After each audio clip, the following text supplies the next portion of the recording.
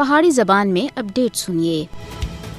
مقبوضہ جموں کشمیر دنیا وچ ایک ایسی جگہ ہے جدھر دے لوگ انسانی حقوق تھی محروم ہیں۔ ایک ایسے وقت وچ جد آج دنیا پار وچ انسانی حقوق دا عالمی دیہڑا منایا جا رہا ہے۔ مقبوضہ جموں کشمیر ویشیانہ بھارتی قبضے دی زد وچ ہے۔ 10 دسمبر 1948 وچ اقوام متحدہ دی طرف تے جاری کیتا گیا انسانی حقوق دا عالمی اعلامیہ واقعی کامیابی دا ایک سنگ میل اسا، لیکن مقبوضہ جموں کشمیر دی عوام دے انسانی حقوق دی لگاتار خلاف ورزیاں کیتیاں جا رہی ہیں۔ بھارتی فوجی مقبوضہ جموں کشمیر وچ پچھلے 75 سالاں دے انسانی حقوق تے عالمی اعلامیے دی دجیاں اڑا رہا ہے۔ انسانی حقوق تے عالمی اعلامیے وچ درج 3 بنیادی انسانی حقوق وچوں ایک بھی مقبوضہ جموں کشمیر وچ موجود نہیں ہے۔ 5 اگست 2019 وچ آرٹیکل 370 اور 35A کو ختم کرنے کی بعد تھی بھارت سن مقبوضہ جموں کشمیر وچ اپنے جبر وچ اور زیادہ وعدہ کیتا ہے۔ کشمیری عوام کو حق خود ارادیت کا مطالبہ کرنے دی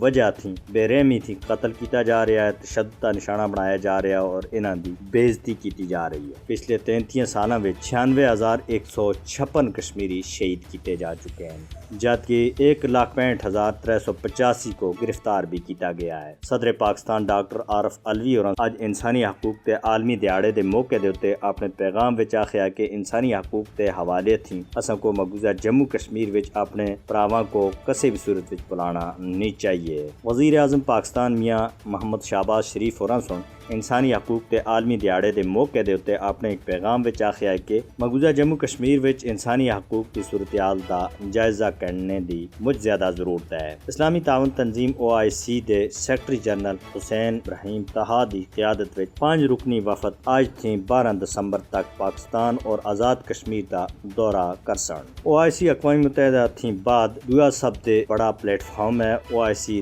دنیا دے مختلف لوکاں دے وچکار بین الاقوامی امن اور بھائی چارے کو فروغ دینے دے جذبے دے تحت مسلم دنیا دے مفادات تے تحفظ دے واسطے کوشش کر رہا ہے۔